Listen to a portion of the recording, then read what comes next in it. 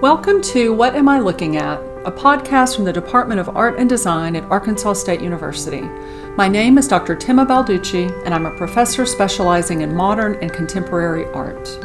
Throughout this series, each presenter will be giving insight into works of art that are in some way unusual, sometimes strange, sometimes hard to understand.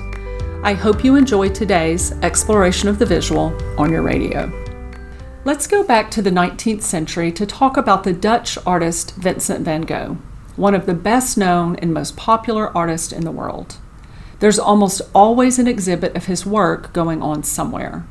But he's also among the most misunderstood of artists, both in his own time and today. Almost everyone has heard the story of him cutting off his ear. So what was going on with this guy? It's true that he had a hard time fitting in. He tried many different professions. He worked in his uncle's art gallery and was even a preacher for a while. Things changed, at least in terms of his art, when he left Northern Europe and went to the south of France. He was blown away by the quality of light, and his palette, which had been dark and dreary, really lightened up as a result. It was here that he began painting those signature canvases we're all familiar with, the sunflowers, the wheat fields, the starry nights, filled with brilliant color and thick textured strokes of paint. He also used color expressively, meaning that he used it to convey emotion. Rather than copy his colors from nature, he would choose a color to convey a mood.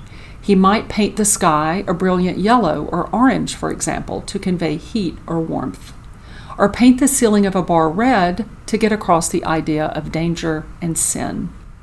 He loved the south of France so much that he tried to convince his artist friends to join him to form an art colony that he wanted to call the Studio of the South. For that purpose, he rented and decorated a house that he named the Yellow House, and also painted his famous sunflower paintings and many other canvases to hang in there, focusing on happy, upbeat colors. In the end, he could only get one artist, Paul Gauguin, to join him. The two men were friends, but often had heated debates about art and life. Living in close quarters did not help their friendship, and it was supposedly after a really bad fight with Gauguin that Van Gogh cut off part of his ear, not the whole thing, and then, bizarrely, put it in a small box and gave it to someone. So Gauguin hightailed it out of there pretty quickly after that, and he eventually ended up in Tahiti. Van Gogh's situation went downhill, but he did sell his first painting the next year, and of course is now one of the most famous artists in the world. You probably cannot afford one of his paintings, which costs upwards of $50 million today, but you can buy a Van Gogh action figure with detachable ears, which is almost as good. What Am I Looking At is provided by KASU in collaboration with the Department of Art and Design at Arkansas State. Stay tuned next week for another look at art over your airwaves.